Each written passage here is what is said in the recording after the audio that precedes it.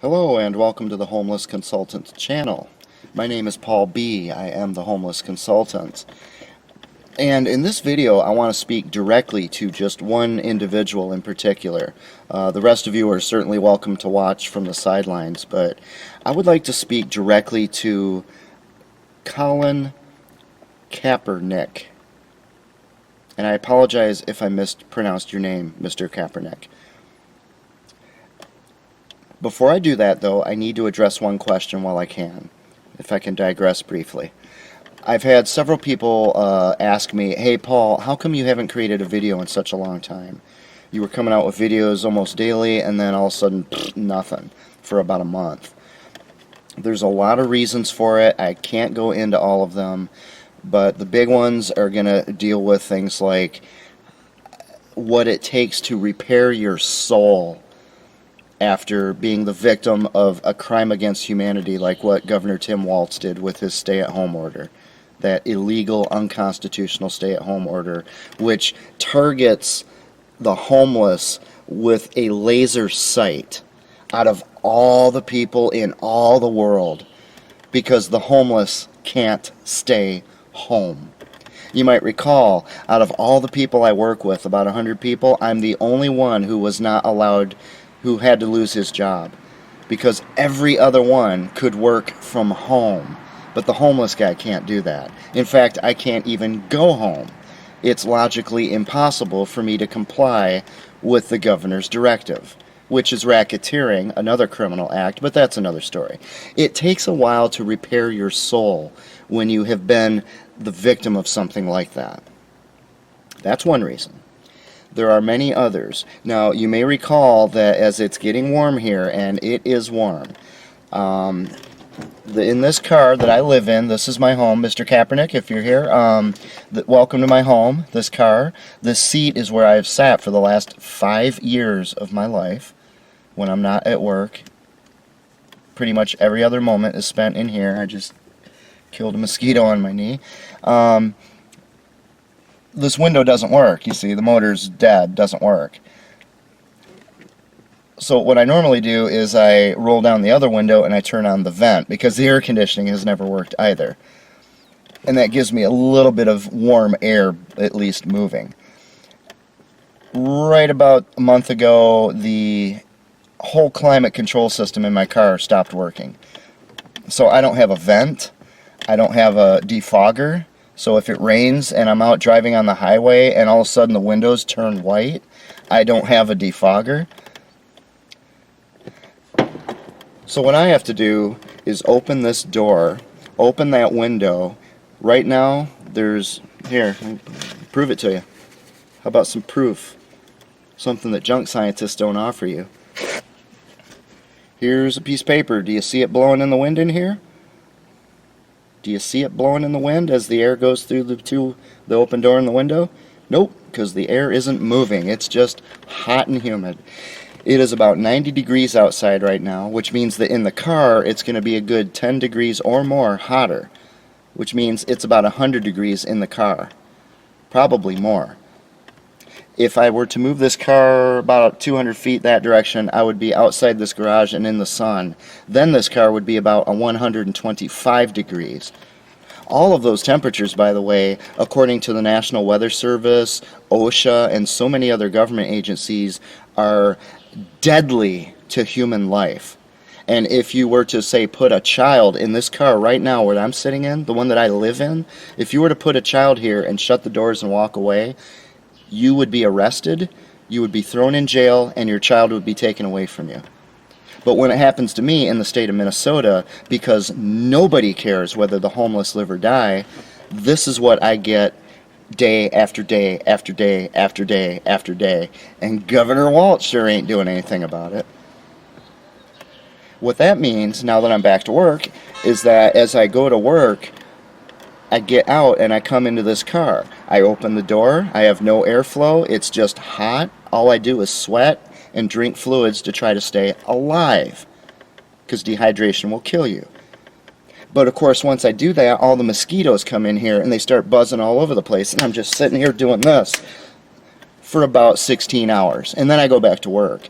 You see, what happens at this time of year is I don't sleep 5 days a week while I'm working, and then I'm just suffering the other 16 hours, dripping, drenching sweat, and getting eaten alive by bugs.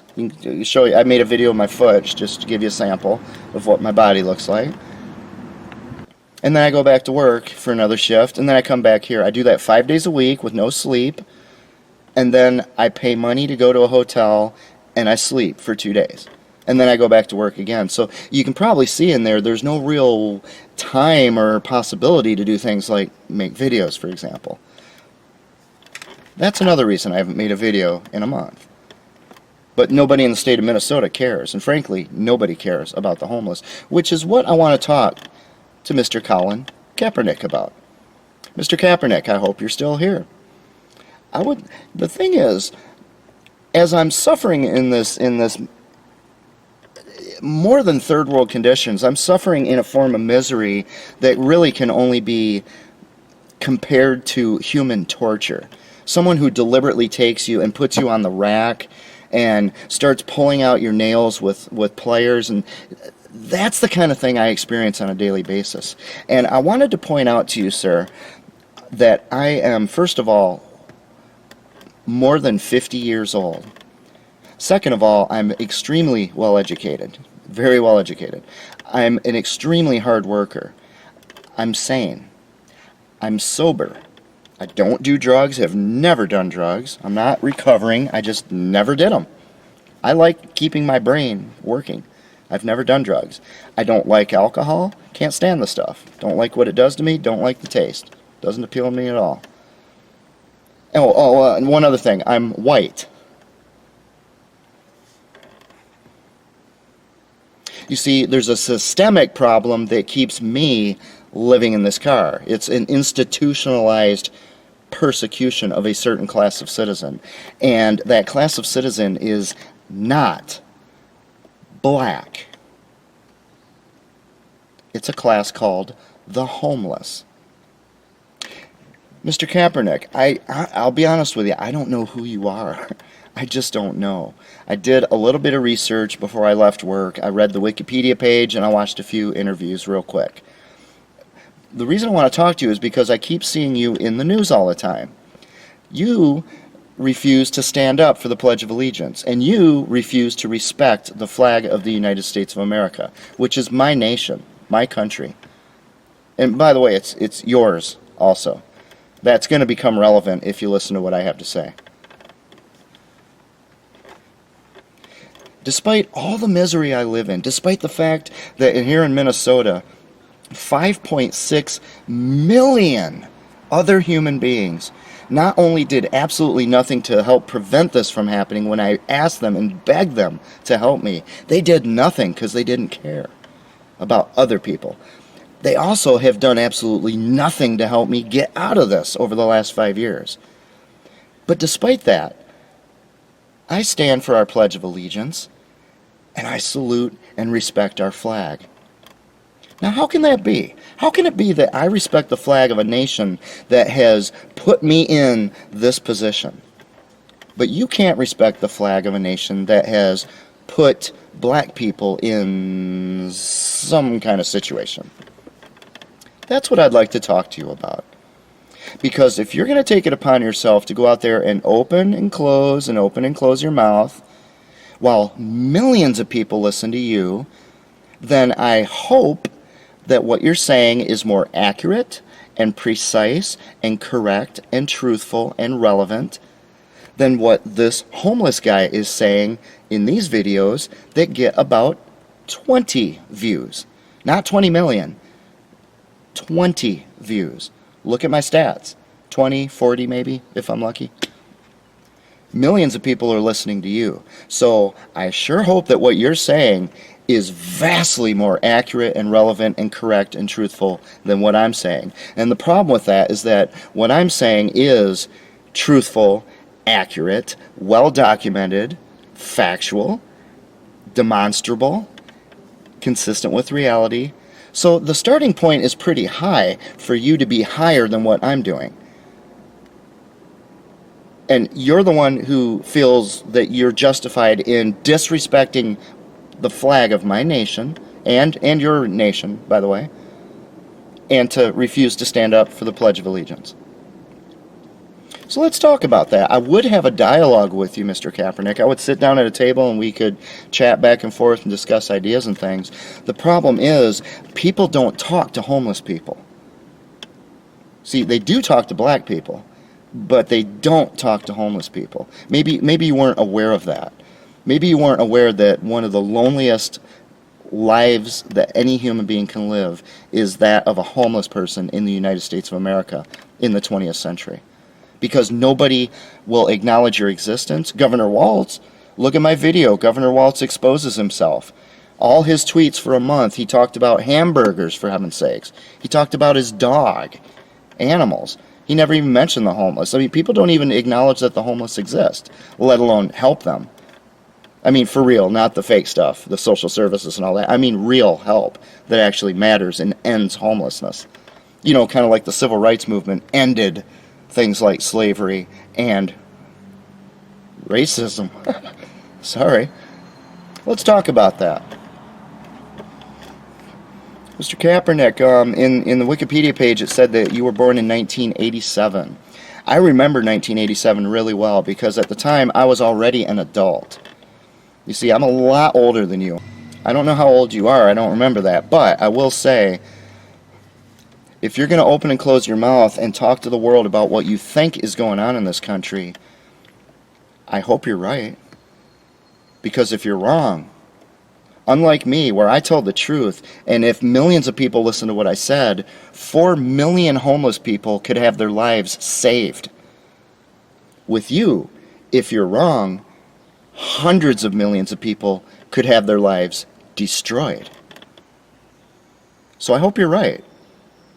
You carry a big burden on your shoulders, having that kind of an audience.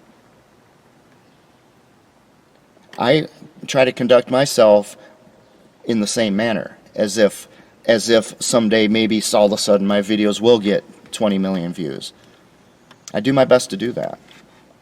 It's not easy, I know. The other thing I would point out is that, 2 years before you were born, I was starting college. I went to college. I went to college for aerospace engineering. My whole life I had wanted a PhD and I wanted to work in the space industry. NASA was all it was. It was all about NASA. It was all about rockets and going into space. The space shuttle was about 5 years old at that time. As soon as I got to college, my very first semester, the beginning of the second semester, guess what happened? The Space Shuttle Challenger, it exploded on takeoff. Now, because I'm a responsible person, unlike other people who just went back to drinking beer and smoking marijuana, I followed the story over the next year or two as they investigated it, as, Feynman report and all these people investigated what happened. And hey, guess what? It wasn't an engineering problem. There was an engineering problem, but that's not what killed the astronauts. The reason is because of human stupidity, the management, the mismanagement, we should say.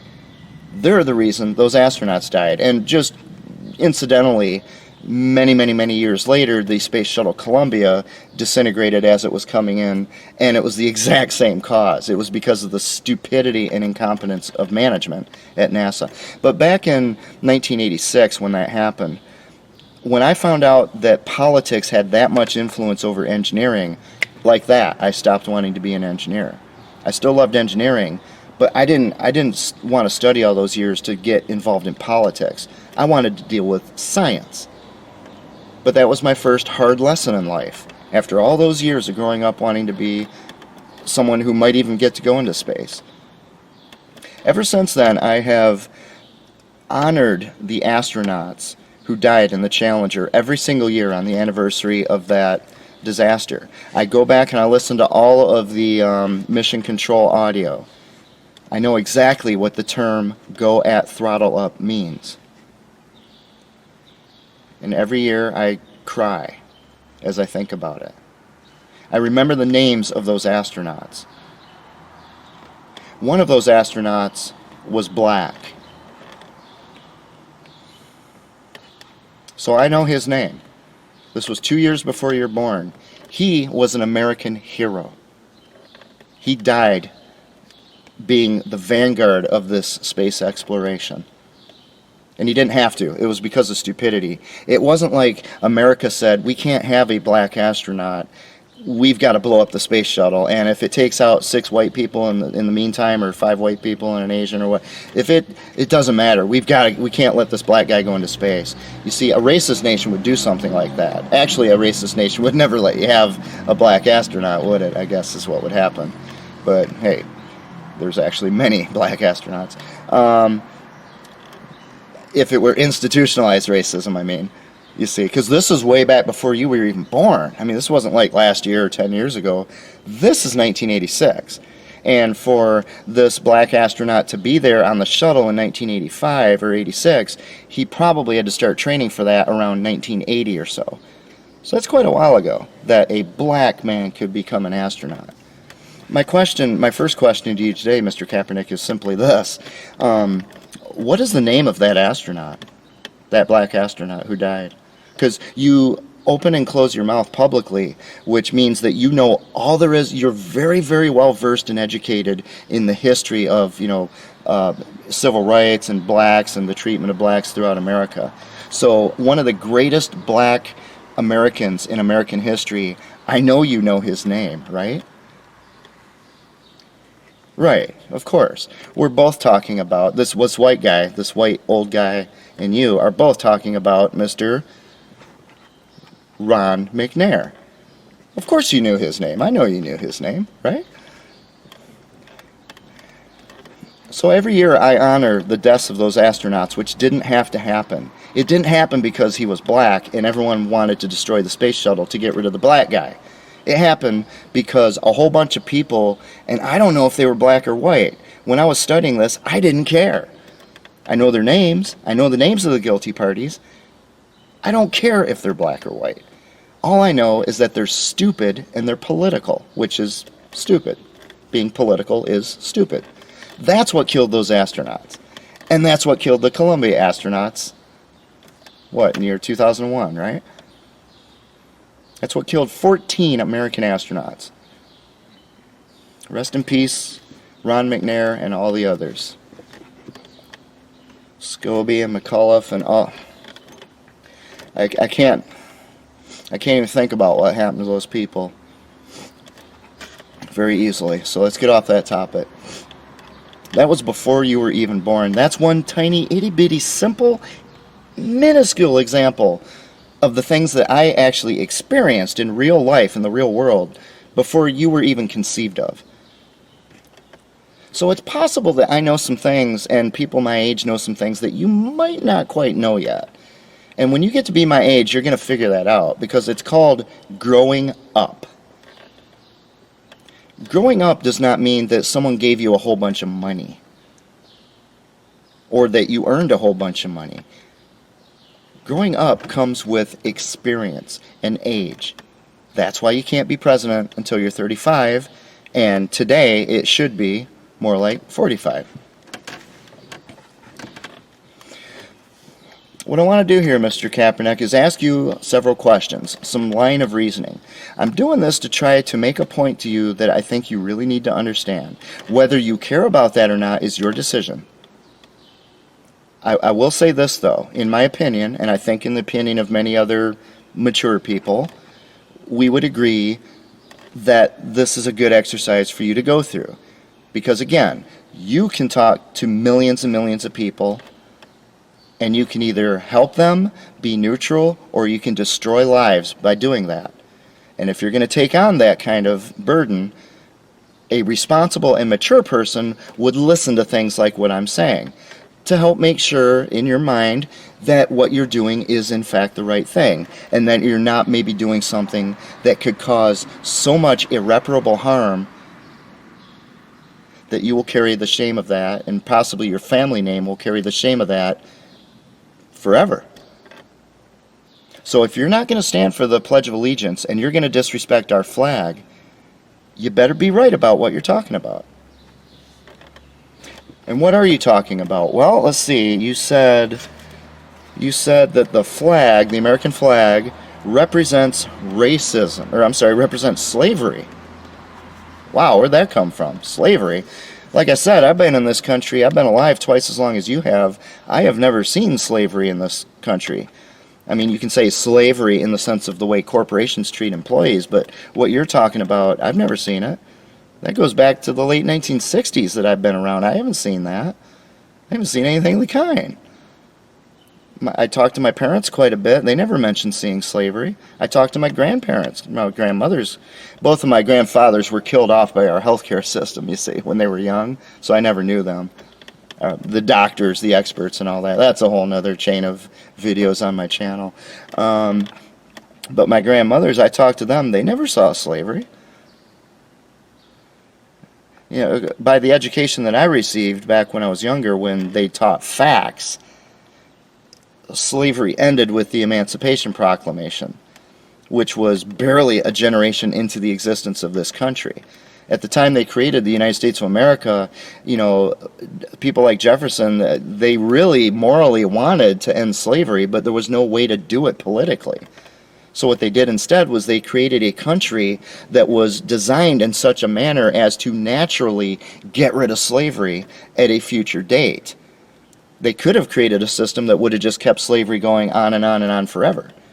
But what they did instead was they created a system that gave the people power and gave the people opportunity and prosperity. Because when people are happy, they're not as inclined to want to see other people suffer. When people have opportunity, just economically, you don't need slaves anymore. You can hire employees and everybody wins. You see, that's why they created the country the way they did. And someone like Thomas Jefferson, I believe in the Declaration of Independence, he tried to put in a reference to slavery, and many of his colleagues nixed that idea. But he tried to put that in there because he didn't like it, and he was a slave owner. You see, sometimes you inherit things from your previous generations that you don't like, and sometimes you get caught in the middle. You just happen to live in that time in human history where you can't do anything about it immediately. And I'm sorry it was that way. But the simple fact of the matter is, when those slave traders went to Africa to pick up slaves to come and sell in America, in many cases, it was black people in Africa who were going out and rounding up their fellow black people to sell to the slave traders. I hope you heard what I just said, Mr. Kaepernick. Black people were selling fellow black people to the whites to become slaves. You see, the history of humanity in this world is a history of human slavery. And oddly enough, until the United States of America 150 years ago, where for the first time that I'm aware of, slavery was outlawed. It didn't just go away or something. It was literally outlawed. And that, sir, is why I stand for my Pledge of Allegiance and I salute my flag. Because I live in the first country in all of human history that could do that.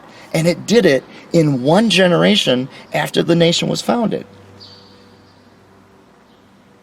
And what happened after that?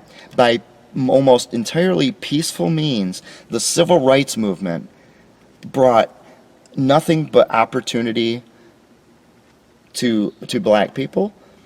It helped to annihilate racism, except among some people. Stupidity exists, and it always will. You can't do anything about it. But as far as what you're calling institutionalized racism, the civil rights movement, it's one of the greatest success stories in American history.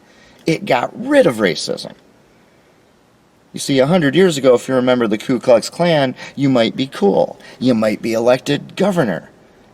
But today, if you walk around with a sheet over your head and you say, I'm a member of the Klan, and it isn't because of political correctness.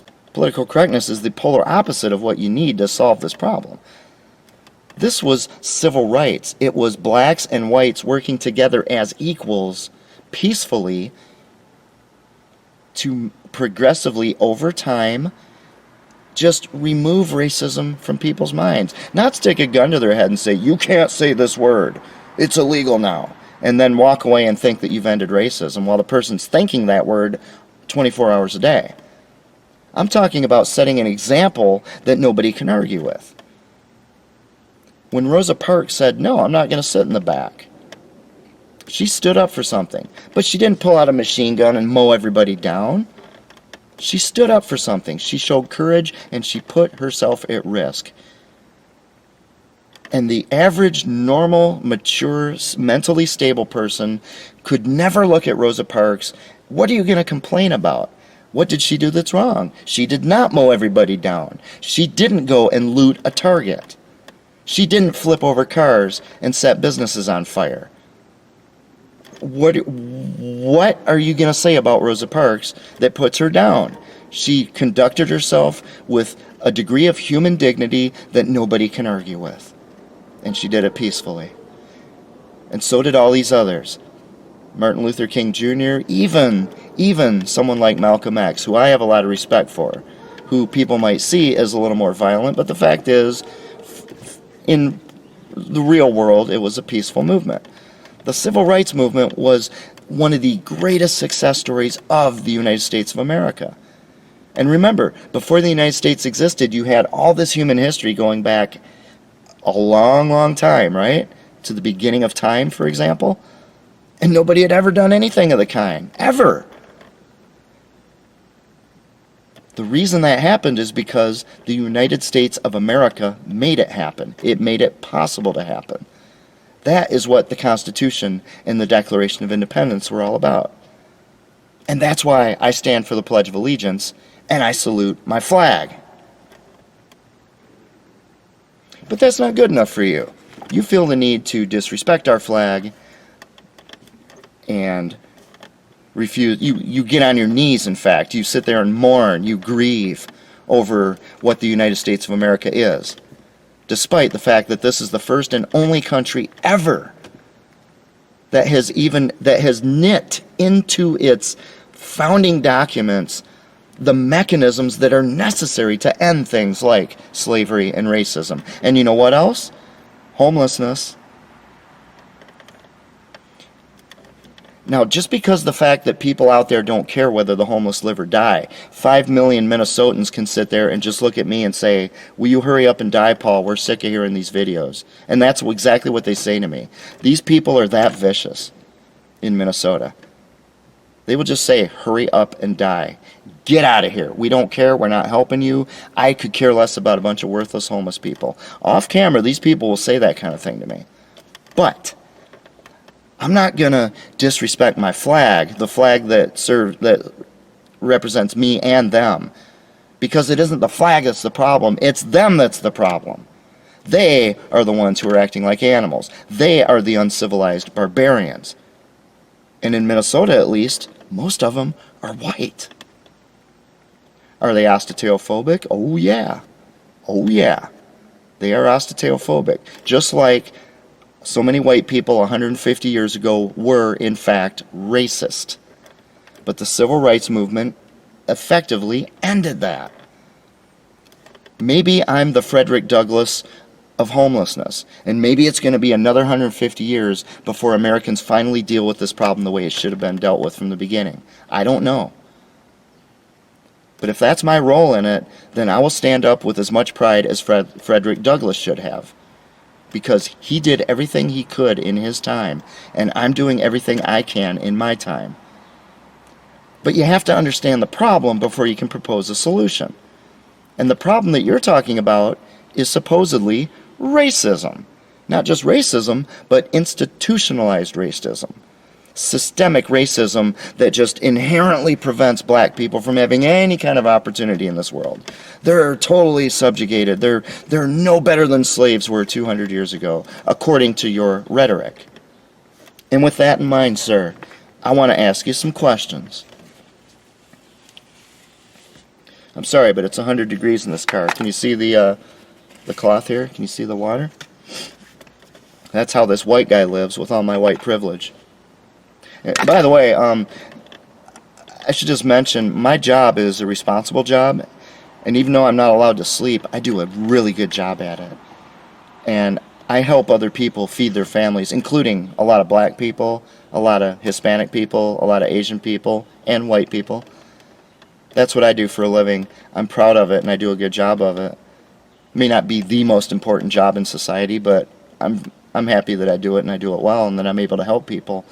I'm paid enough according to the systemic problem that I'm a part of with homelessness, that I have to live in a car after doing all that work.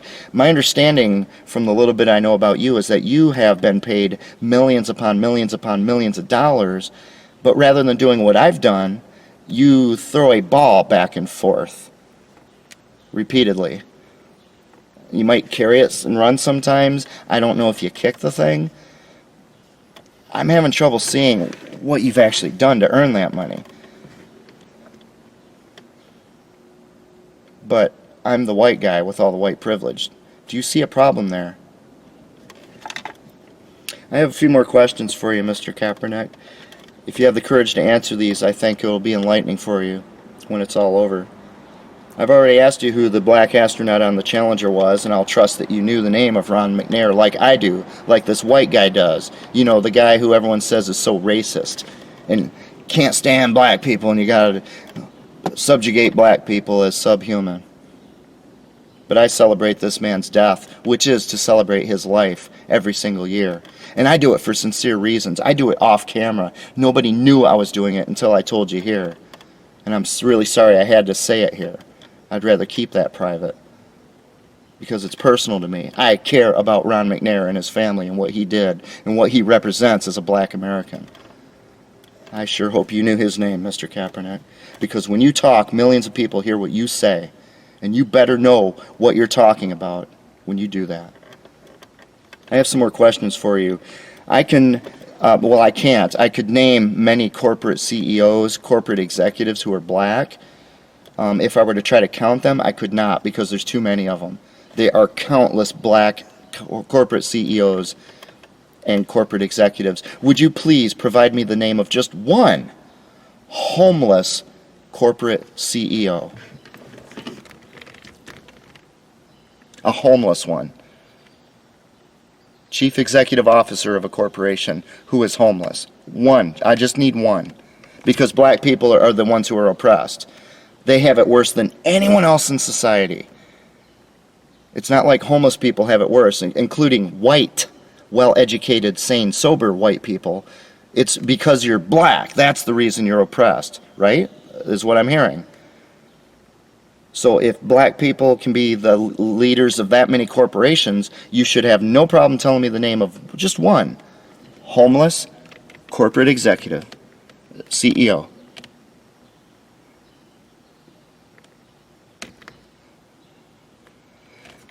Can you turn up the volume on your mic? I'm not hearing it. What was the name again?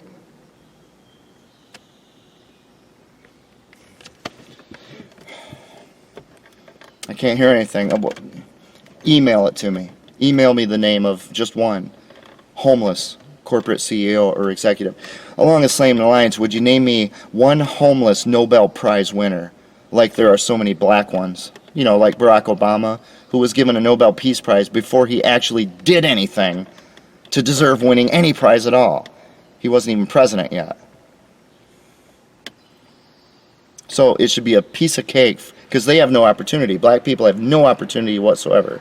They're just oppressed. They're not allowed to participate in civilized society like the Nobel Prize ceremonies and things like that, right? So it should be no problem to name me one homeless Nobel Prize winner. Doesn't have to be the Peace Prize. Could be the physics, chemistry, whatever.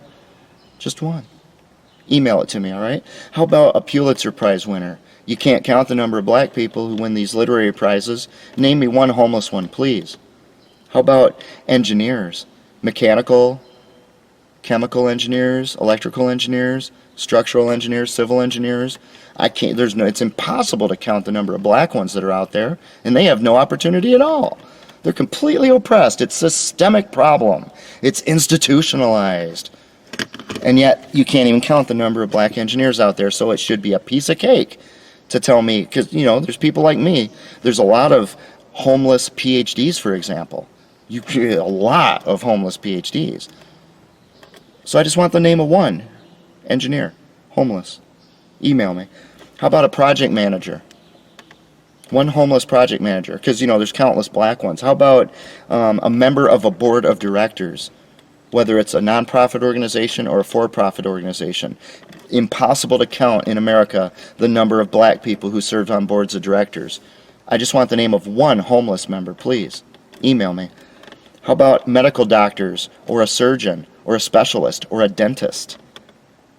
Again, it's impossible. You could use an abacus, you can use a calculator. You can't count the number of black doctors and specialists and dentists and surgeons. Name me one homeless one. One person who goes in and saves a life by doing brain surgery, and then when he gets off work, he comes and he sleeps like I do inside this car with this kind of sweat in a 100-degree box.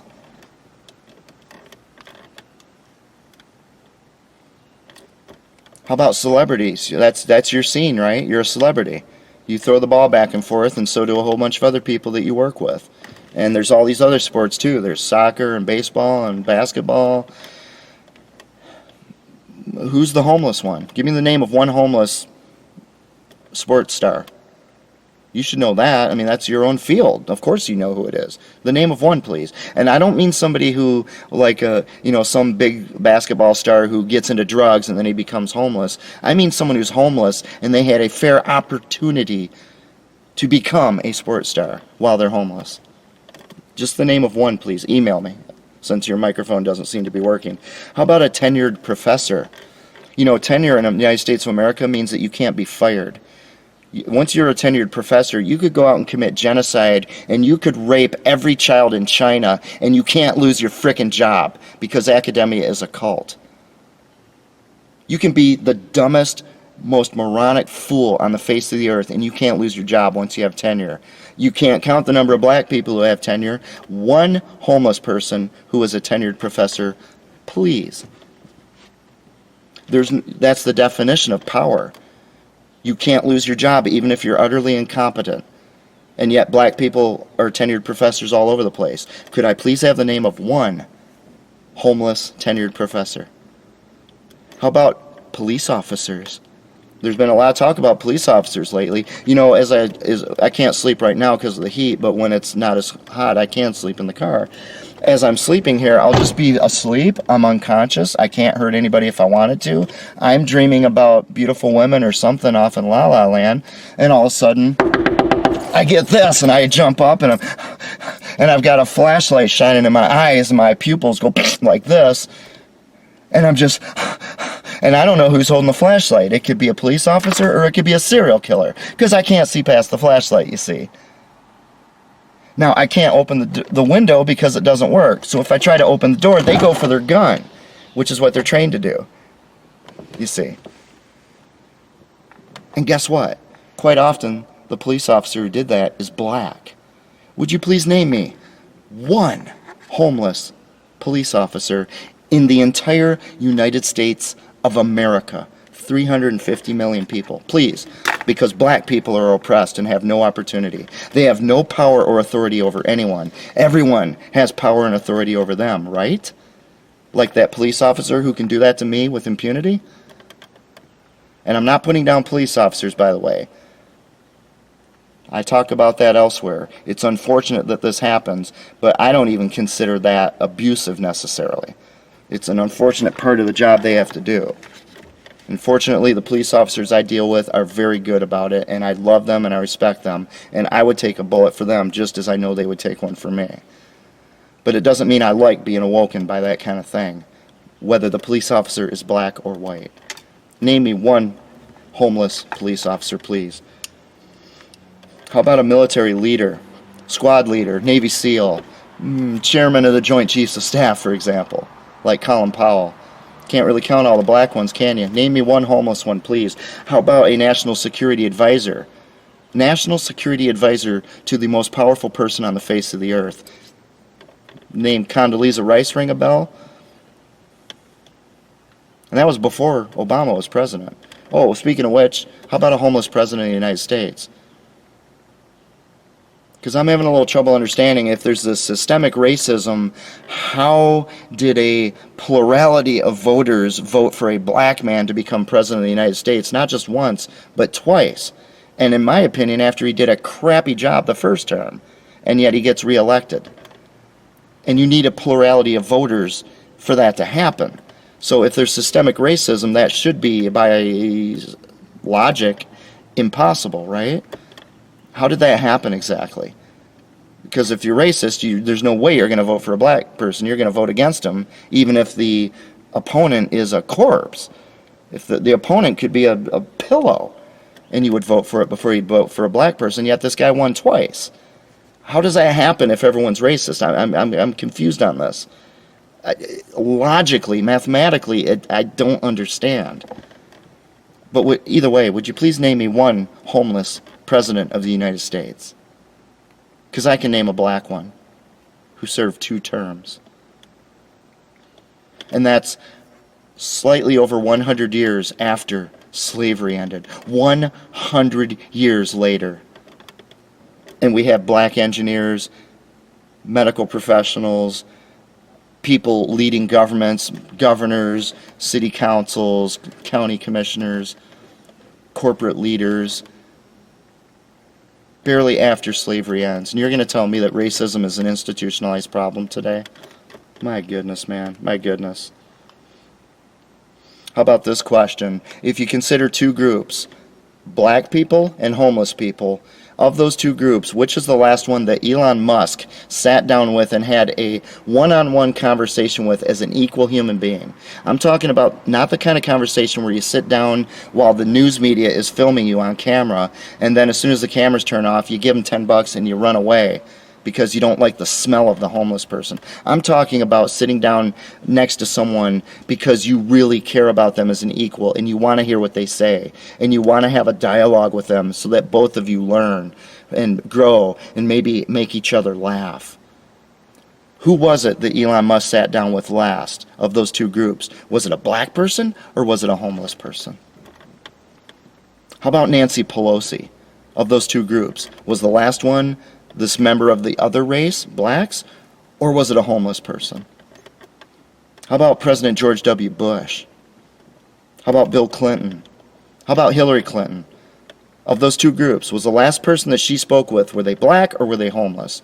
As an equal. Sitting down, not thinking, oh gosh, how do I get away from this? How do I get out of this? But sitting down because you really want to have a conversation with a fellow equal human being. Hillary, was she talking to a black person or a homeless person? Because black people are subhuman, they're just no opportunity, nobody likes them, they're systemic, institutionalized hatred and visceral disgust with them. Who would ever want to sit down and talk to them? They don't have an opinion that's worth anything, they're not even a human, right?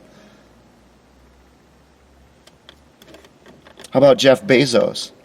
How about Bill Gates? How about Robert De Niro? That guy's shooting his mouth off all the time lately. Blah, blah, blah, blah, blah. The guy does nothing but act. Pretends that he's somebody else. That's his job. Or it was when he was relevant.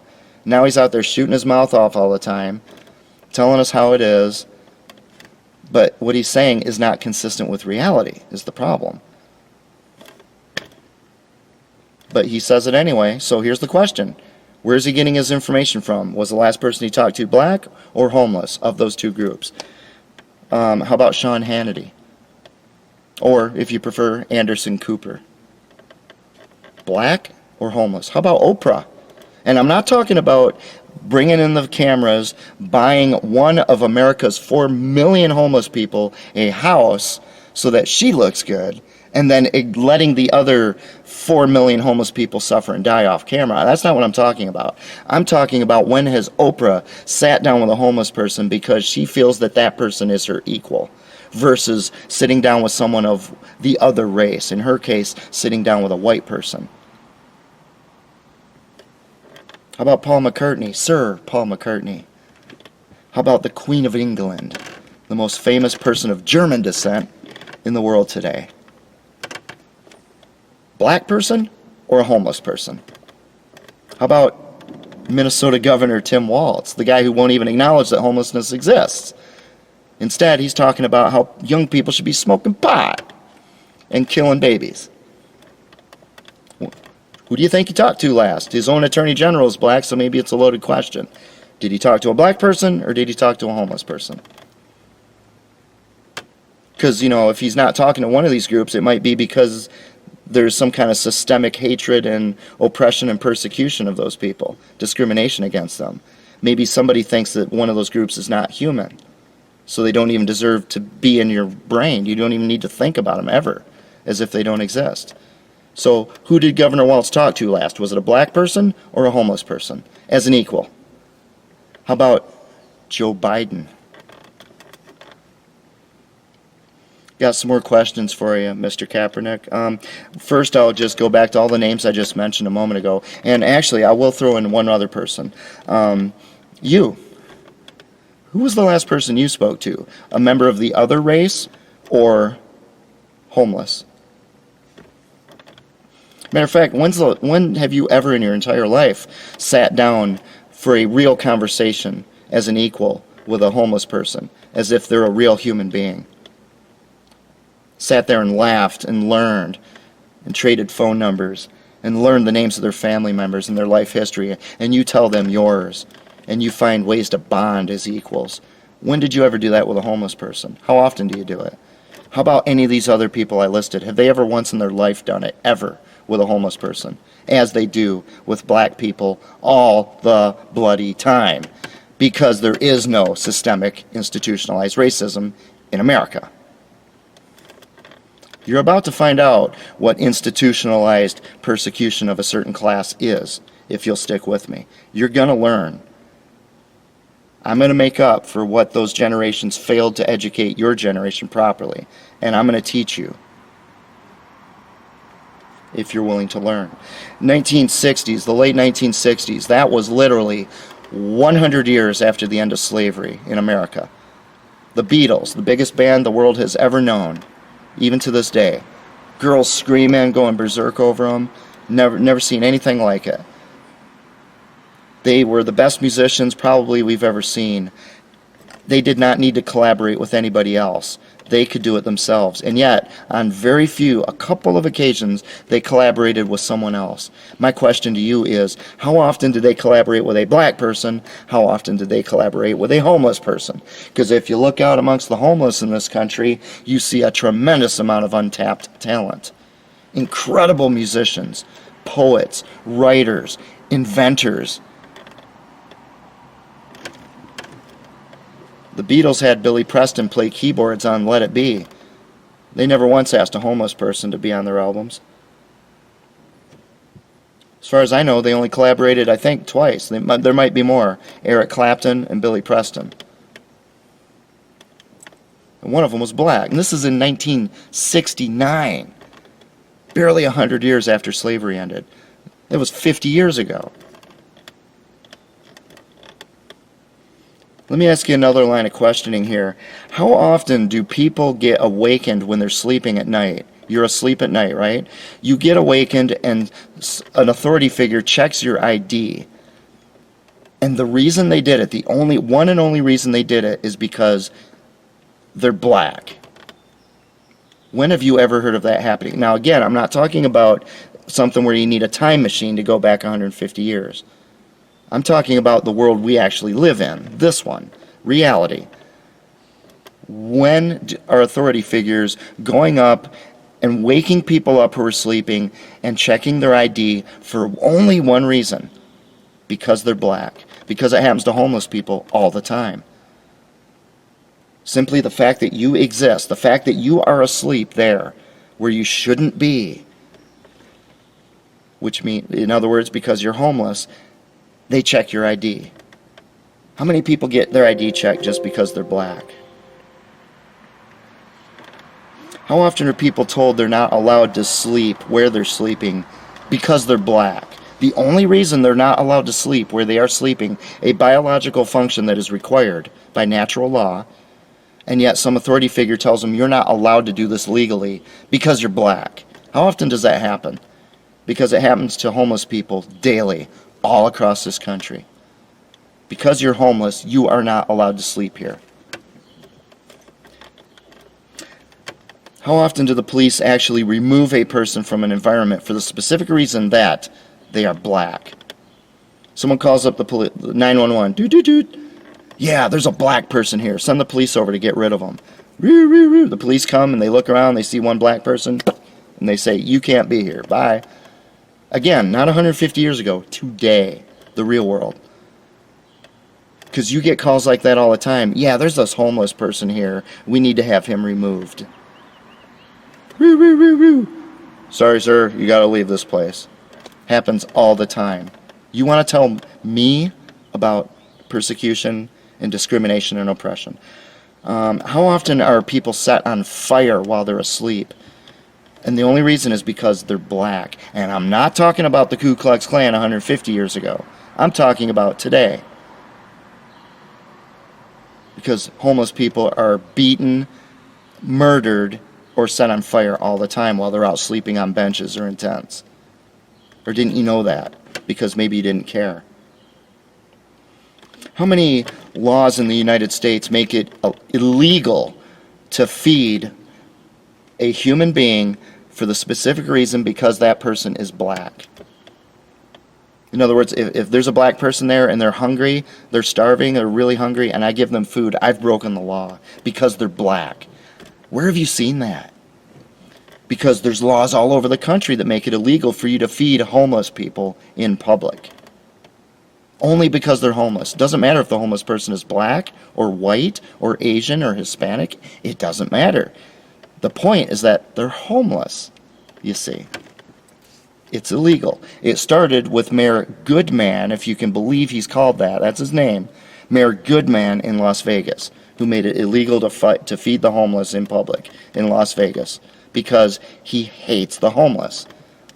See, that's what systemic hatred is like. You think you know what it's like, but you haven't been around in this world that long. I've been here twice as long. How about Governor Walz in Minnesota with his stay-at-home order? Did his stay-at-home order prohibit people from working at home because they're black? Or did it prohibit legally them from working at home because they're homeless? And therefore, logically, you have no home to work in. Because my colleagues who are black, they got to just go home and work from home. They're black. But me, the white guy, with all the white privilege, I was legally prohibited from working, the only one out of my entire office who's legally prohibited from working by Governor Walz's stay-at-home order, because his stay-at-home order targets the homeless like a laser sight on a machine gun. And you're going to tell me about systemic discrimination and persecution of black people? All those engineers and doctors and presidents of the United States? Really? Mr. Kaepernick, are you sure you understand what it is you're saying when you speak to all these people? Are you sure? Are you positive? All right, let me give you another question here. How many people are guilty of committing a felony offense, if they file their tax returns because they're black? In other words, if I'm white and I file my tax return, all's good, no problem. But if I'm black and I file my tax return, I have committed a felony just because I'm black. How often does that happen in all this systemic, institutionalized racism? Because, if you're homeless, you see, in order to file a tax return, you have to fill out the form, right? And right after your name, what's the next thing they ask? For your resident address. And then if you look at the bottom of the page, it says, I certify under penalty of perjury, a felony, that all information is true and correct. But it can't be correct if I don't have an address. So if I put any address in there, I have committed perjury, a felony. If I don't put an address in there, you can't file the form because you have to fill in all the blanks. So it's a felony for homeless people to file their tax returns. I, as a working man, pay more than my share of taxes through withholding. I pay more, but I can't get any of it back because it's illegal for me to file my tax returns. How often does that happen to black people? Just because they're black. It's built into the DNA of our tax system to discriminate against homeless people. How many people commit a felony when they get a post office box just because they're black? No other reason. Mr. White gets a post office box? Fine. Mrs. Hispanic gets a post office box? Fine. But this black guy comes along, gets a post office box, roo, roo, roo, roo. Put him in chains, take him away. He's committed a felony. How often does that happen, sir? Because if you're homeless, you have to prove under penalty of perjury what your resident address is to get a post office box in the United States of America, which is logically impossible for a homeless person to do. So if I were to get, by definition then, if I get a post office box successfully, I had to have lied to do it, which means I committed a felony. Were you aware of that, sir, as you speak to people, telling them everything that you know? Were you aware of that, sir? How many people are guilty of committing a felony if they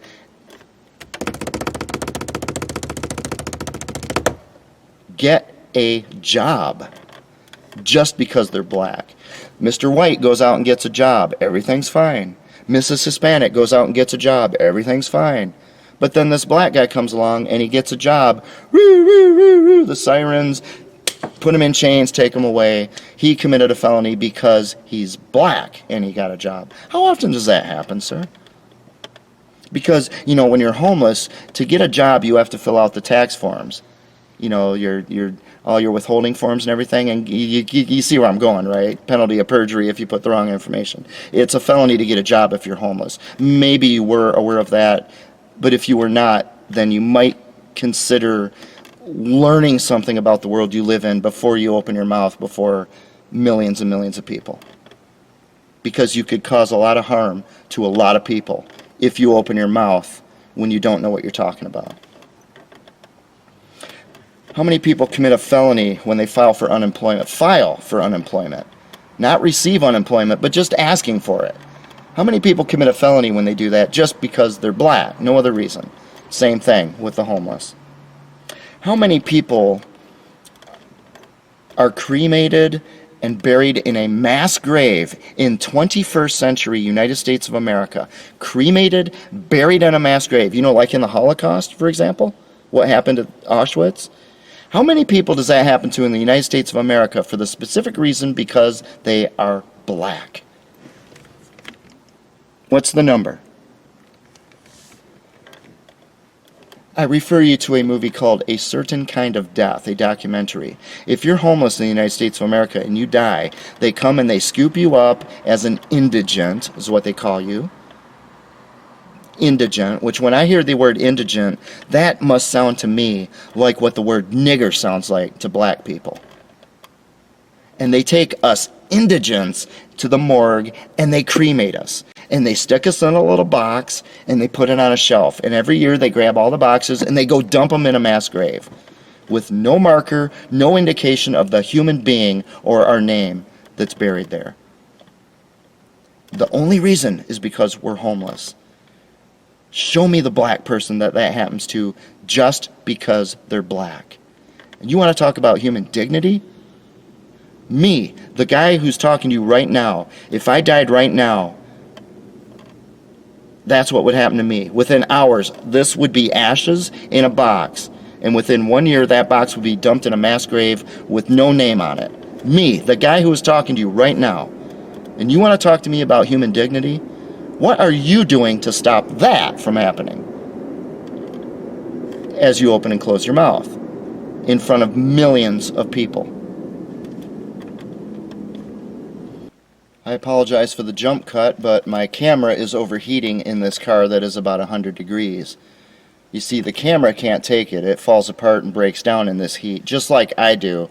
But nobody cares that it's happening to me because I'm just a homeless indigent.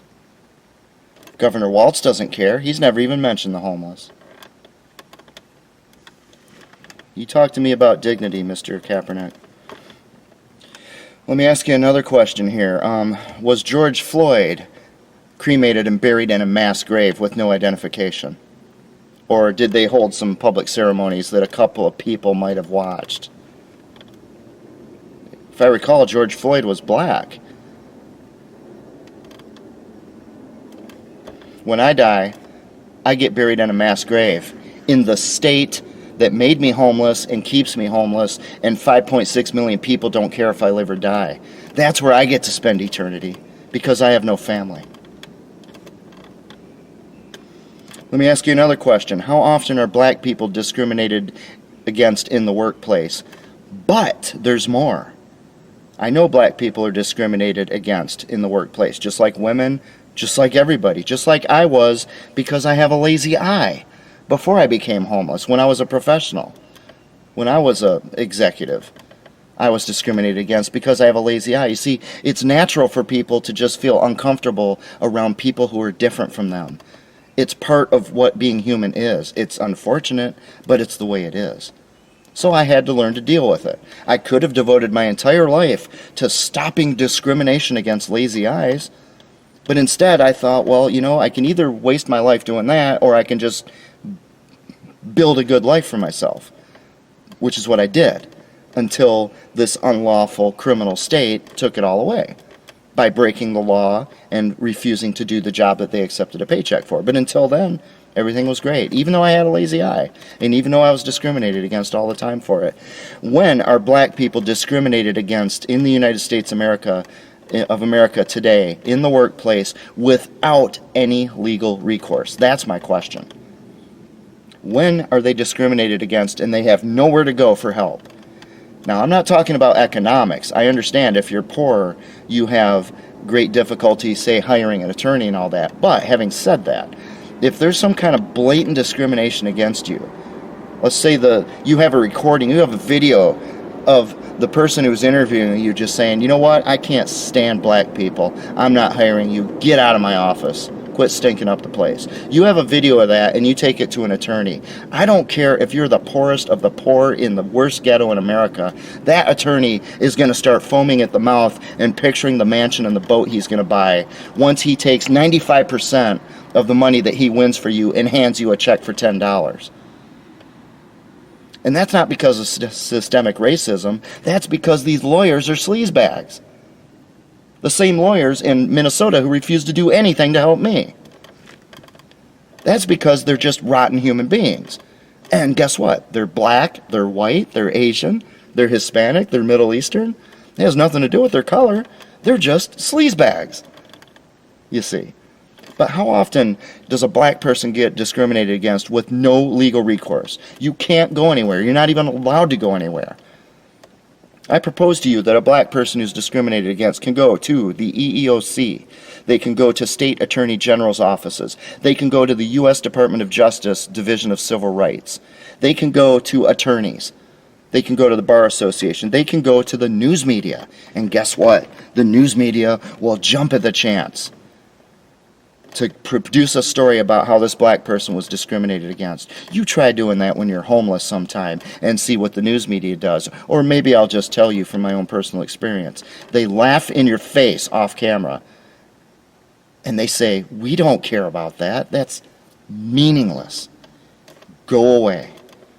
You know why? Because homeless people are meaningless to these people. These are the same people that you and people like you in your circles watch on television, and you think they're telling you the truth in the news. And you wonder why there's a phrase like fake news out there. You want to know what discrimination is? You try being homeless, sir. You try it. You will learn what discrimination is.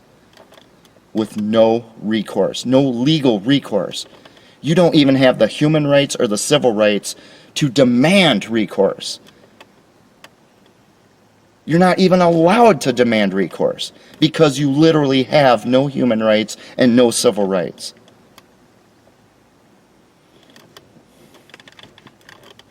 How many people did not receive their coronavirus stimulus checks, all that fake money, that money that they just made up out of thin air that the next generation is going to have to pay for?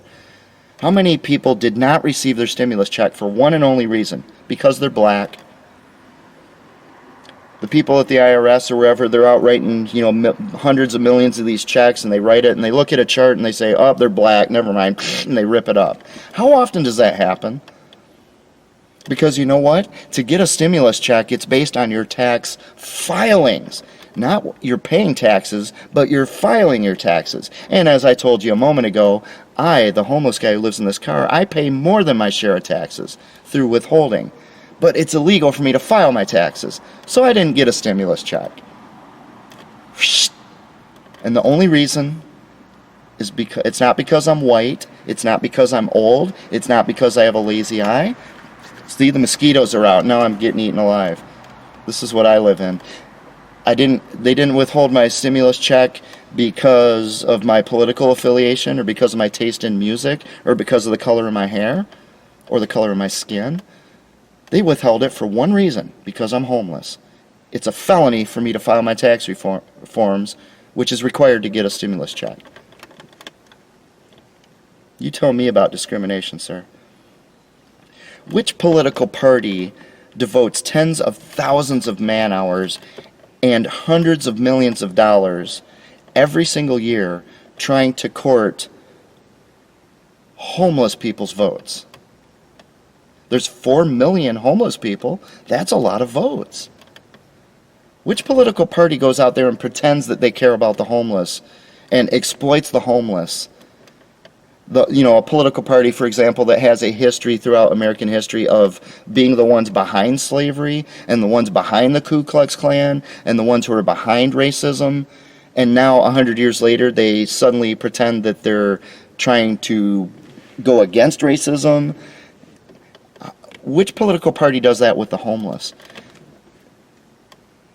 Even a party as sleazy as the Democratic Party refuses to even acknowledge that the homeless exist. That's how little the homeless mean to people. They don't go after the homeless vote. They don't go out there and exploit the homeless like they do black people. Black Lives Matter. Follow the money trail, sir, through Black Lives Matter. Now, I haven't done it myself. This is the kind of thing I normally did when I had a home. But people who I trust have done it, and it appears that the money that is given to Black Lives Matter is no different than if you just handed the money straight to the Democratic Party in the first place. It appears to be nothing more than a fundraising front for the Democratic Party. Where's the one for the homeless? Maybe because nobody's going to donate to help the homeless because nobody cares whether the homeless live or die. You see, that's what racism was like 100 years ago. They didn't care whether black people lived or died. And by the way, I'm just going to mention this while I can. It's not on my list, but Black Lives Matter. Democratic Party. Democratic Party is in favor of abortion, which is murder. Murder of the most helpless, innocent human beings who exist. The ones who we have a responsibility as mature, grown adults to take care of more than anyone else. And instead, the Democratic Party just wants to slaughter them en masse. 50 million babies murdered in this country in the last 40 years. Margaret Sanger, who founded Planned Parenthood, all you have to do is go, before they rewrite history completely, go read what she said and what she wrote. She comes right out and says it back then. Black people are inferior. We need something like Planned Parenthood. Abortion is a way to control the number of these Negroes that we have. Abortion and Planned Parenthood was a way to control the number of black people from the beginning. That wasn't the only reason.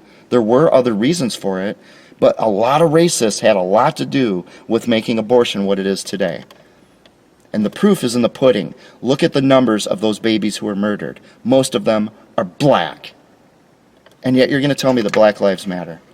Except for the poor, innocent, helpless ones. The ones who all of us should be protecting the most.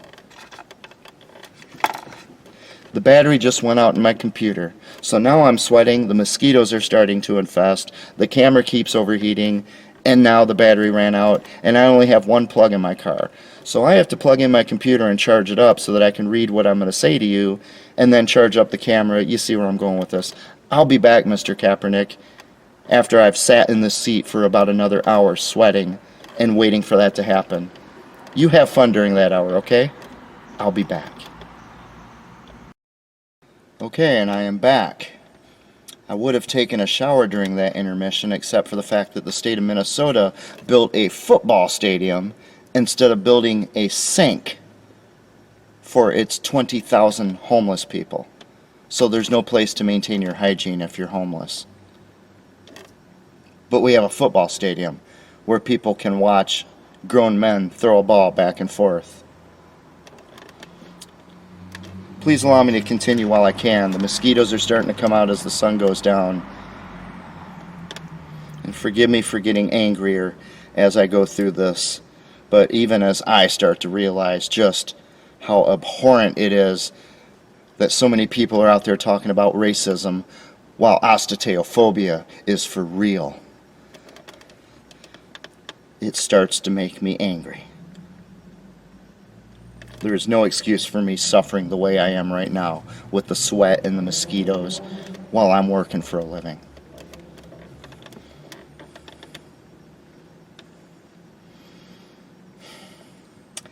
Mr. Kaepernick, Black Americans have been blessed beyond comprehension, if only because they live in the greatest nation this world has ever known. Even the poorest of the poor in this country, in many ways, live better than many of the kings who have ever existed in this planet, just because they have a toilet and running water. People don't appreciate what they have. I don't have a toilet. I don't have running water. I don't have a shower.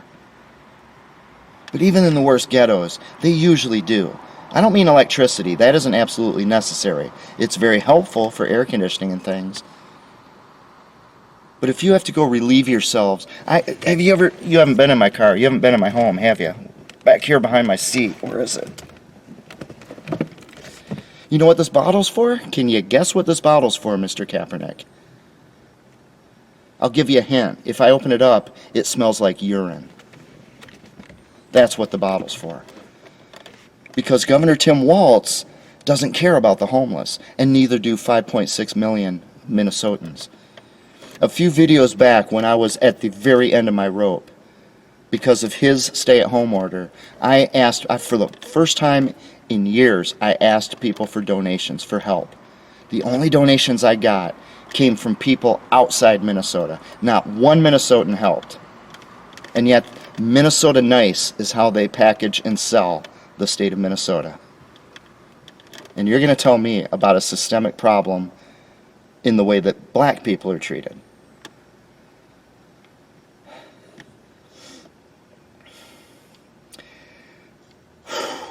I don't know what to say sometimes. Okay, I apologize for the jump cut again, but the camera kept overheating, the mosquitoes became unbearable, and it is now about a week later. I had to wait until the temperatures dropped. It is now 94 degrees in this car. Trying something new. I put a few ice packs next to the camera. Let's see if that keeps the camera running. Moving right along. Mr. Kaepernick, would you please tell me the name of a serial killer who targets only black people? I just finished up a more than 1 year research project on serial killers, the psychology of them, for a project I'm doing related to something else. We'll reveal that a little later. I didn't find a serial killer who targeted only blacks. And it's not to say there might not be some out there. A serial killer technically is someone who's killed 3 people. I was looking at people who killed 10, 20, 700, that kind of thing. But there are serial killers who target the homeless. In fact, when they're captured, you can watch videos of them, they say things like, I was just doing the world a favor. I was just getting rid of this scum of the earth. These lowlifes don't deserve to live. And they're only voicing what I hear off camera from so many people in Minnesota. Who's the serial killer who targets black people? These oppressed, hated people. How about this? How many people have their property seized by the government with no due process? The government comes, takes all their worldly possessions, puts them on a truck, and drives them to the dump where they're incinerated because they're black. When has that ever happened? In these homeless tent cities, or whenever homeless people congregate and they sleep next to each other, you know, for security and safety, for socialization purposes, because loneliness can drive you crazy. The authorities will come up every once in a while doing what they call a sweep. They'll come up, they'll just take all the possessions of all these people, all the things that are in their shopping carts, things. I even heard a pastor kind of, in a passing comment, he was more or less mocking the homeless with their shopping carts. You know, I don't know how much you have inside your home, but I suspect it's around 10,000 times as much as what they have in their cart. That's everything they have, but they're looked at as just a bunch of useless hoarders. Let me tell you a story. There was a homeless guy who, his 4-year-old child died, and he loved that child. It broke his heart. And he ended up taking solace in a bottle. And as the drinking got out of control, it destroyed his marriage. And that just snowballed from there, and he ended up becoming homeless. Several years later, I don't know if he had a shopping cart or what have you, you know, a bag, you know, all this junk that the homeless own, but he had his worldly possessions there, small enough so that he can protect it and keep it. And the government came in, took all their worldly possessions away, put them on a truck, and took them to the dump to incinerate it. While, and remember, the government is nothing more in America than we the people. Well, the people were standing at a safe distance across the street applauding this. Oh, finally they're cleaning up this horrible mess. As they went in and stole these people's worldly possessions with no due process of law, violating the Fourth Amendment as blatantly as you ever could. Among the possessions that they took of his and took to the incinerator were the only remaining photographs he had to remember that 4-year-old child by. How often does that happen to people just because they're black? And by the way, the people standing on the sidelines applauding, when this happens, they're often black people. Speaking of constitutional rights that do not exist for a class of American citizens, I was denied my constitutional right to vote in 2016 by the state of Minnesota. The same one that keeps violating the Constitution over and over and over again, including with this stay-at-home order. How many people are denied their right to vote, constitutional right to vote as a citizen, because they're black? Not 100 years ago. We're not talking about sitting inside a time machine. I'm not in a time machine, a $25 quadrillion time machine. I'm in a $1,000 car. I'm in the real world. I'm in reality. I'm in the year 2020. How many people are denied their right to vote because they're black? They walk into the polling place, they have their ID, they're a citizen, they were born here, they go up to vote, and the authorities come over and pull them away and say, nope, you are not allowed to vote. They are, you're not, because you're black. How often does that happen, sir? Because all this hullabaloo is going on about how black people are, there's institutionalized racism. It's built into our institutions. Well, I went in to vote, and when they asked for my address, I was honest, which is what a responsible citizen does. And I told them, I don't have one, I'm homeless. And I was denied my right to vote.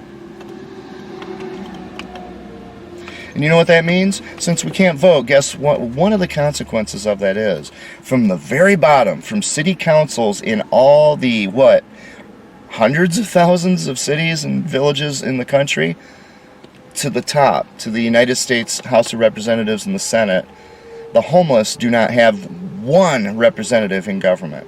There is not one homeless person that I'm aware of in the entire country who has been elected to public office so that they can represent the homeless. Yet, when you look at legislatures, in some places the percentage of black people in a community might be 15%, and yet they might have 18 or 20 or 25% representation in their legislature. That means that black people are overrepresented, which means that white people are underrepresented. And yet you're claiming institutionalized racism against blacks. And remember, in America, government is not an emperor, a dictator. It is we the people. It is that legislature, which means that the black people are actually proportionally have more power over the way this nation works than their white colleagues do in those particular jurisdictions. Yet there's not a single homeless person out of 350 million people to represent the interests of 4 million homeless people. 1% of the American population has no representation. Nobody who understands the reality of what it is like to live the way they do, so that they can carry that on to a legislature and get laws passed that serve that group of people. We have nothing, sir. And yet you're raising a ruckus about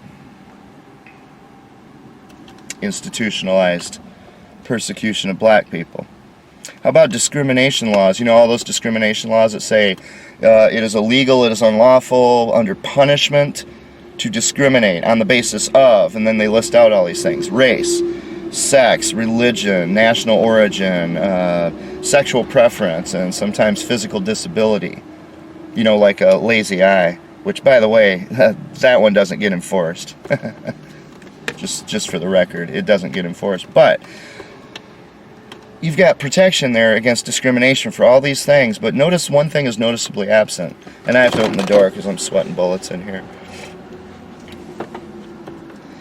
One thing's noticeably absent: housing status. Where do you see anti-discrimination laws that specify that you cannot discriminate on the basis of one's housing status? Doesn't exist, does it? You know what that means? That means that the very people who created these so-called anti-discrimination laws, they are the ones who created the discrimination against most people out there. You see, because before you specify it, you got to understand how a legal system works. In a legal system, if you do not go in and specify you can't discriminate on the basis of race, then the law defaults to you cannot discriminate. Period. Against anybody for any reason. You can't just favor them over them. All men are created equal. But once they put that into the law that you can't discriminate on the basis of race, guess what? That meant it was now legal to discriminate on the basis of everything except race. And that's why they kept adding these things. That's why they kept adding religion, sex, sexual preference, national origin, disability. Because they had to keep trying to, they punched a hole in the boat, and then they had to keep plugging it by adding all these things, but they never added housing status. And even if they did, it would still, because of that, be legal to discriminate against anyone for any other reason that exists. All because they did something monumentally stupid and they did not understand how our legal system works. They think they're out there protecting these people when in fact they're oppressing everybody else. Brilliant move. Brilliant move. You know, if you, at the beginning of my video I talked about science and my love of science. Science, when you look at science, I mean legitimate science. I hate junk science. I have a series, like 10 videos on junk science, and that was just the beginning. I hate junk science. They're liars. They're thieves. They are corrupt. They are manipulators. They are exploiters. They are sick and degenerate individuals who engage in junk science. But real, legitimate science, what does it say about what you call race? And let me see if I can find this. I'm so sorry I'm not prepared here.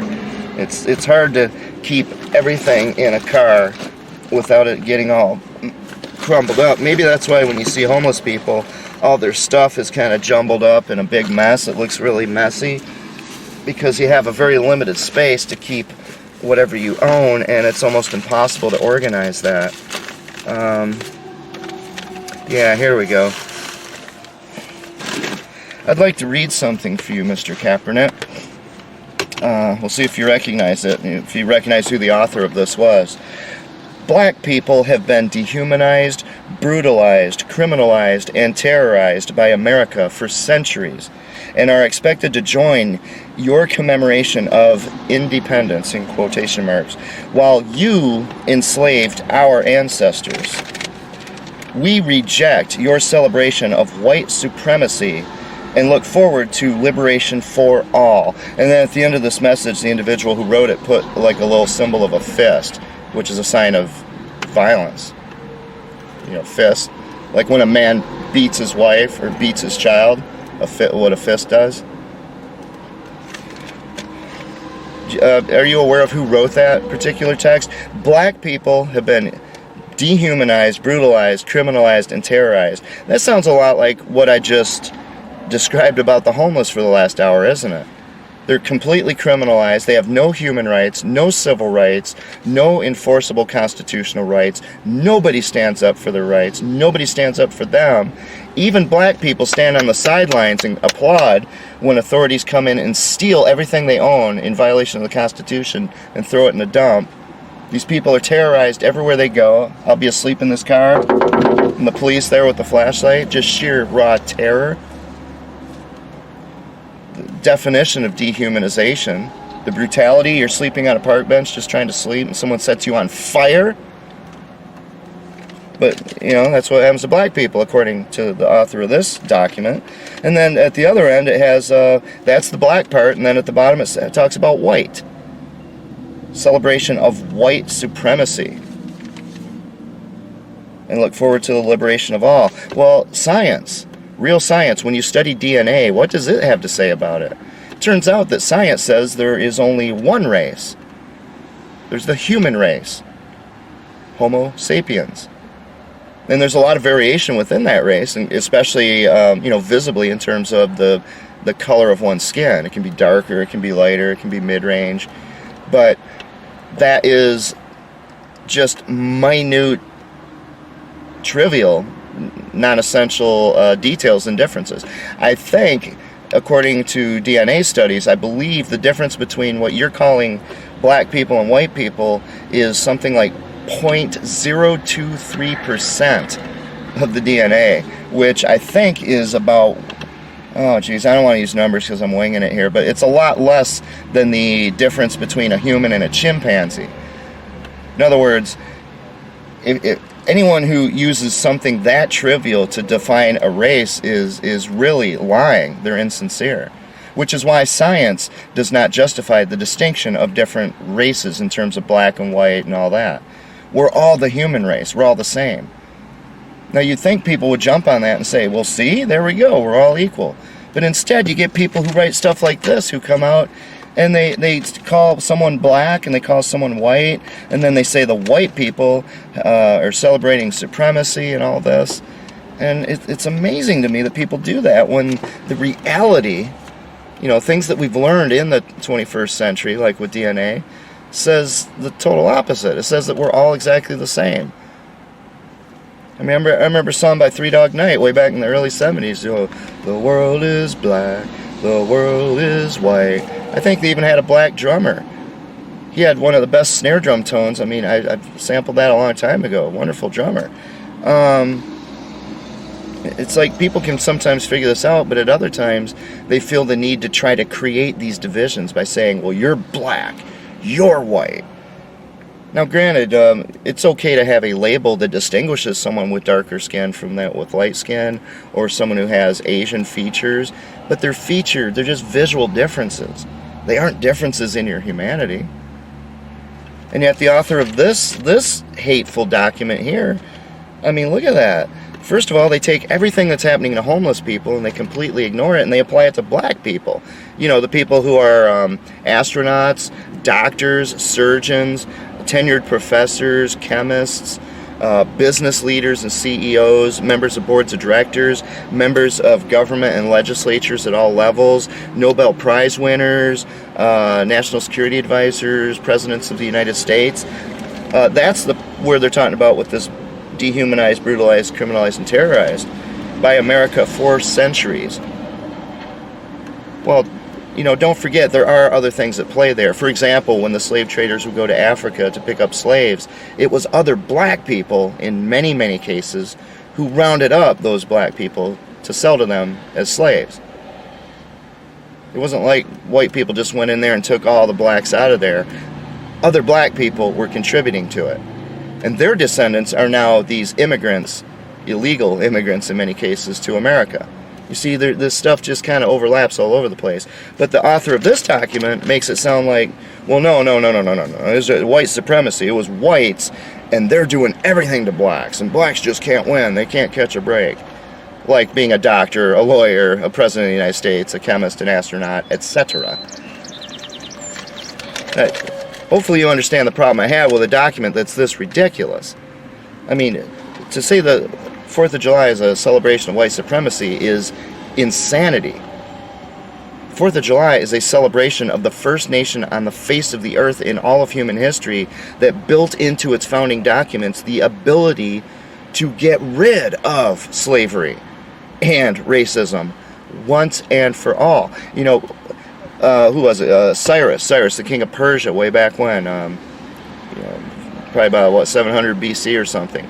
Cyrus tried to end slavery, but he only did it with certain groups. Not everyone. You could still have slaves.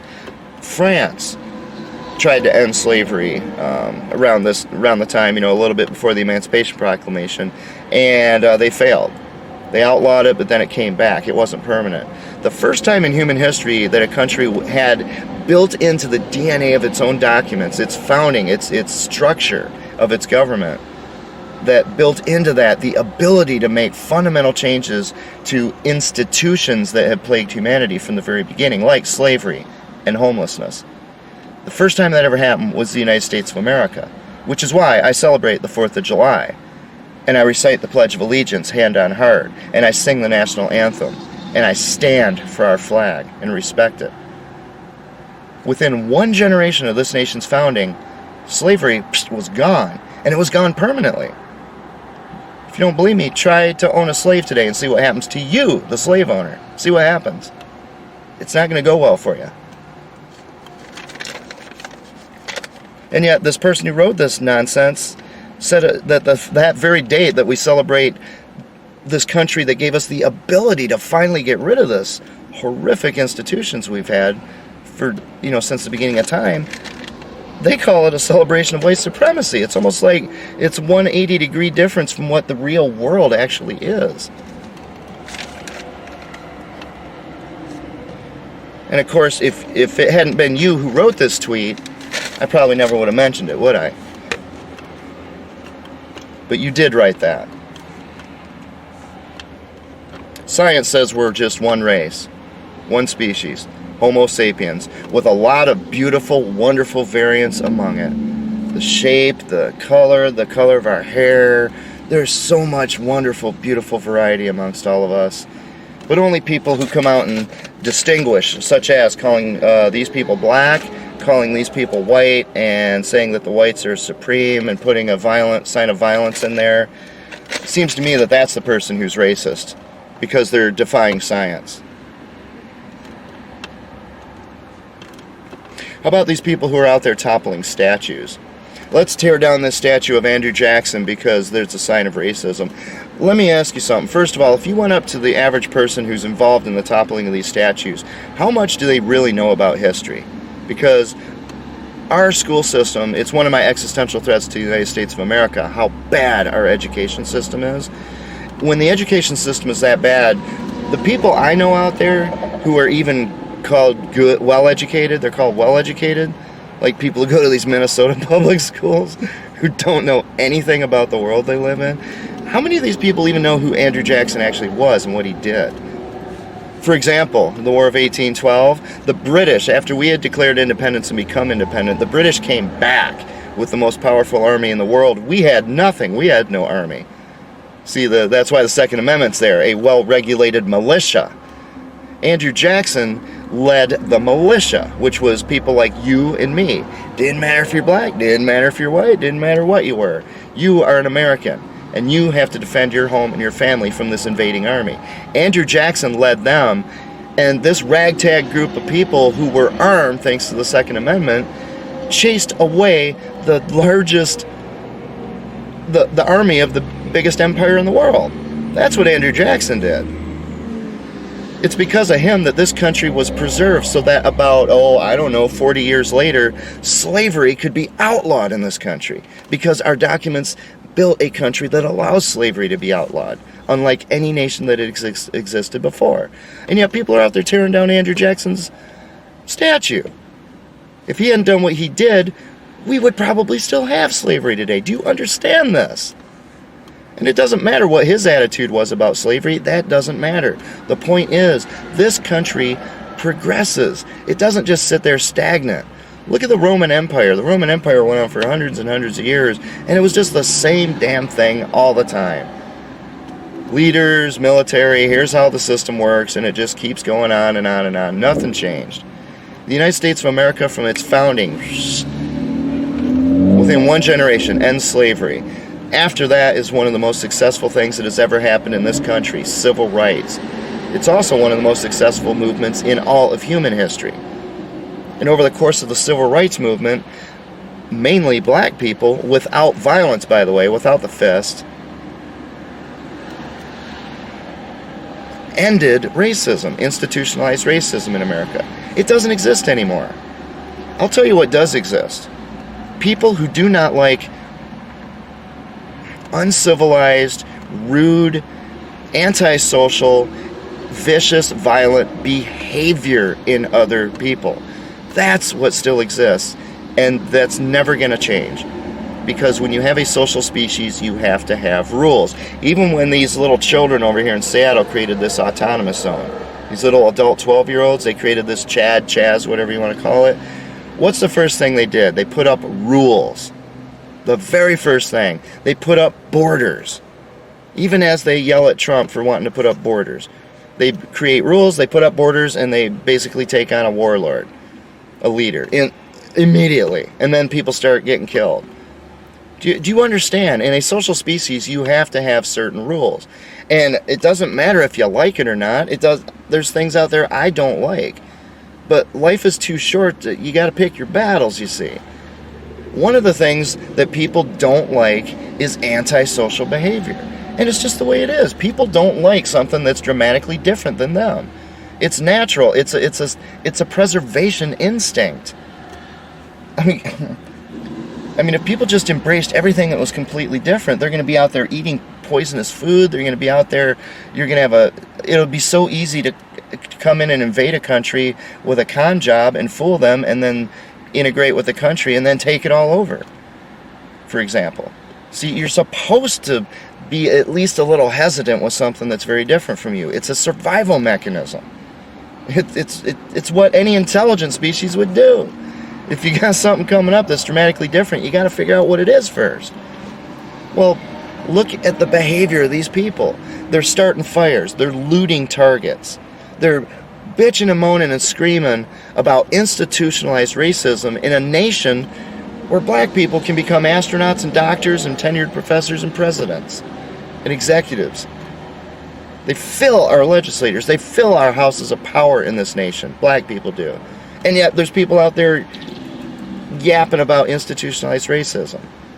Not saying a word about institutionalized osteophobia, hatred of the homeless, persecution of the homeless. Nothing. What about these people who come out there and they pull their underwear out of their pants, and their underwear is like hanging out of their pants, and their pants are hanging down by their knees? Do you honestly expect a civilized, mature, rational, responsible, a human being who has elevated themselves way above the animal kingdom through dignity and civilization, do you honestly expect them to look at someone who pulls their underwear out and tattoos slogans on their forehead? They're going to look at that person and say, yeah, that's what I want to be hanging around. That's what I want near me. That's what I want influencing my children. These people who walk like this, human beings they walk erect. That's the way the body's designed, the spine and everything. We can move, we can have good posture. These people out there doing their little dance while they're walking, they might seem cool within some small group, which is a cult mentality, but in the big picture, it's so different, it violates social norms. And you've got to have some social norms for this many people to get along together without just going at each other's throats. You've got to have some rules. And it's not asking too much that you just leave your underwear in your pants. You see, it's the behavior of these people that's the problem. When we ask them to speak, I mean, even in my work, I encounter so many people from all different walks of life. And I hate to say it, but the fact is, I mean, it's the truth. I mean, what else can I say? I can only tell you the truth. Normally, when I ask what you would call a white person, what's your name, they just say, Joe, Sam, Ted. It's like, well, hi, Ted, whatever. But when I ask black people, they say something like, wow. And I'll have to always say, what was that again, please? Lamar. And I'll have to ask them several times what their own name is. You see, if you're a dignified human being, you would say, well, my name is Lamont. That's all you have to say. My name is Lamont. And guess what? I know your name. And you've presented yourself as a human being that has elevated itself above the animals by enunciating properly. But if all you say is Lamont, so that I don't understand what you're saying, what's going to make me want to hire you? What's going to make me want to employ you? What's going to make me want to be around you when I have to ask you what you said 10 times every time you say anything because you slur your language? And yeah, there's definitely white people who do the same thing, but the fact is, it's a cultural problem. It isn't because they're black that they talk like that. It has nothing to do with the color of their skin. It's a cultural thing. And in that regard, I think you're absolutely right. You do have an institutional problem, but it's because of poverty, and it's because of these crappy schools that we have. Something that I'm talking about. What I'm trying to do here, if it were listened to and dealt with, would benefit black people so much more than what you're talking about. Because what I'm trying to do is benefit everybody as human beings equally. But if these people are going to turn over cars and start fires, and when you go up with a microphone and you say, well, why are you doing this? And here's their opportunity to tell the world why they're so upset, and they're so inarticulate that you can't even understand what they're saying. Well, it's done to the Obama phone, you guys. I'm sorry, you're not going to get anywhere. And that's just the way it is. That is the way it is. It's the way our species works. You're not going to change it. You're not going to change it at the end of a gun. You're not going to change it with terror. You're not going to change it even with education. Because if I can't understand what you're saying, I can't understand what you're saying. End of story. And I don't want to see your underwear outside your pants. That's the sign of somebody who cares so little about themselves that they refuse to present themselves as a dignified human being to the rest of the world. And if they don't care about themselves that much, why should I care about them?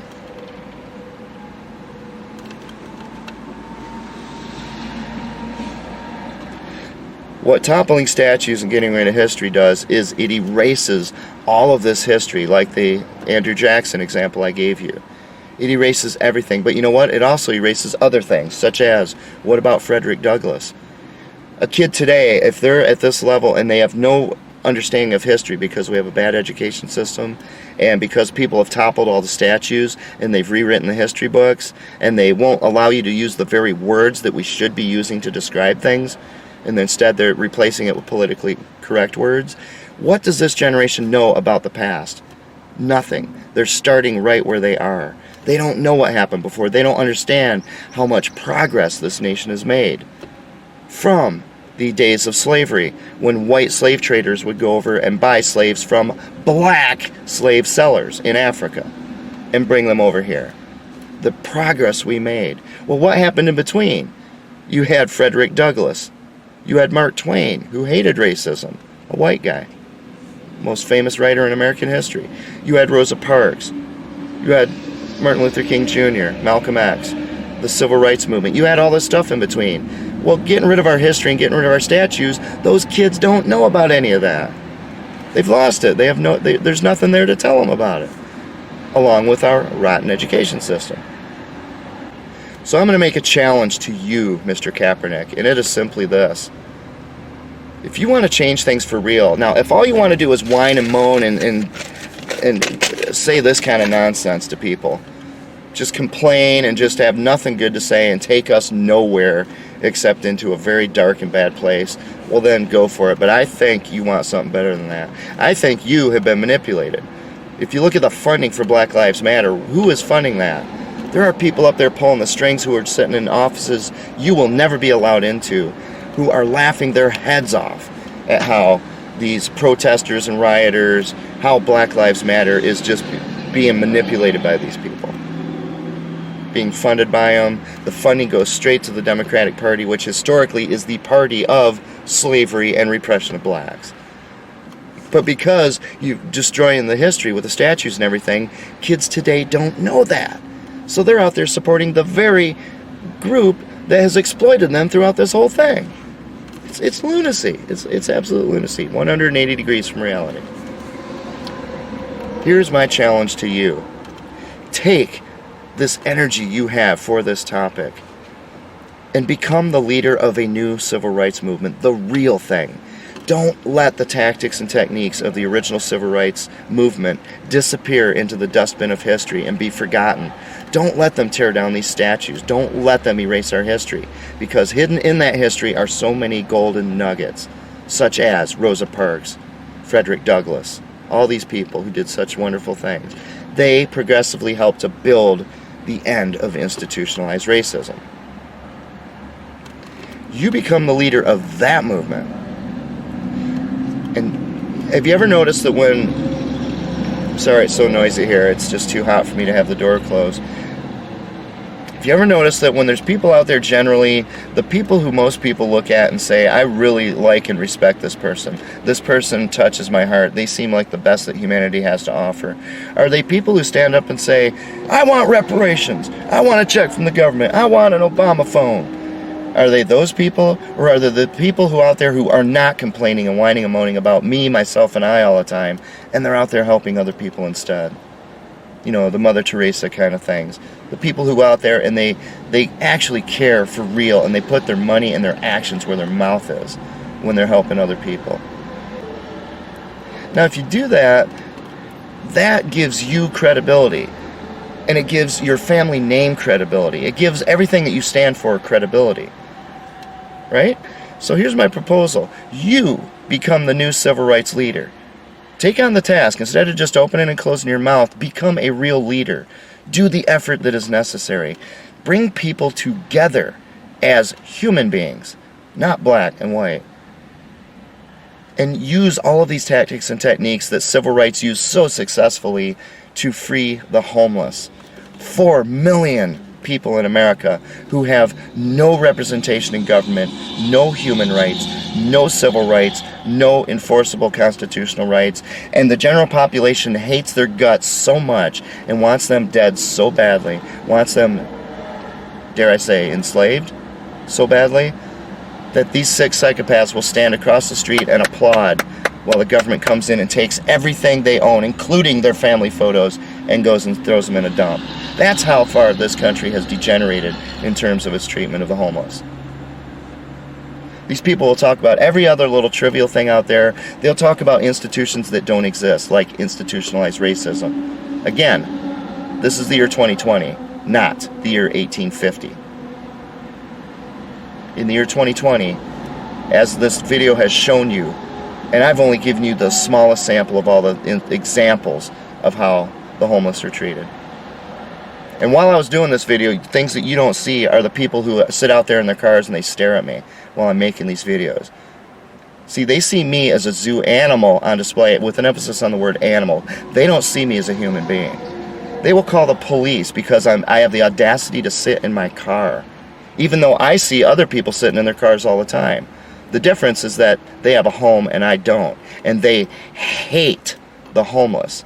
You see, that is institutionalized hatred. That is human stupidity in action.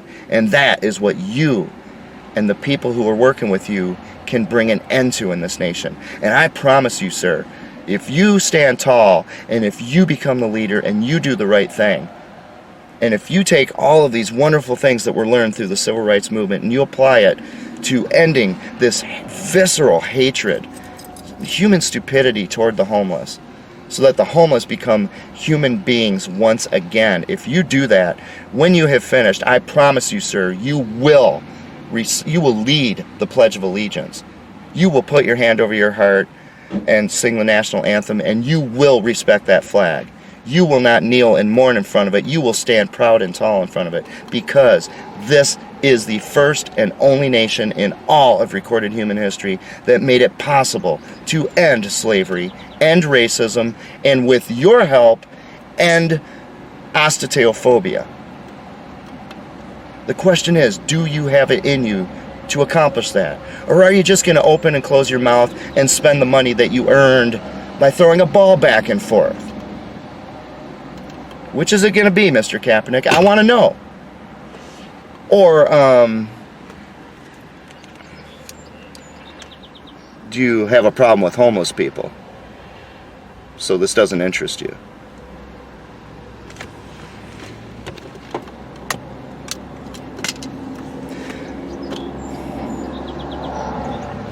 This useless, worthless, subhuman homeless person challenges Colin Kaepernick. Become the leader of a new civil rights movement that brings humanity to all people. Stop talking about black. Stop talking about white. Start talking about humanity. And save 4 million homeless people. I can't think of any better way you could spend your life. But the choice is yours. If you want some help, get a hold of me. I greatly appreciate you sticking with me through such a long video. I hope it was worth your time, and I hope I made my points well. Thank you again, Mr. Kaepernick.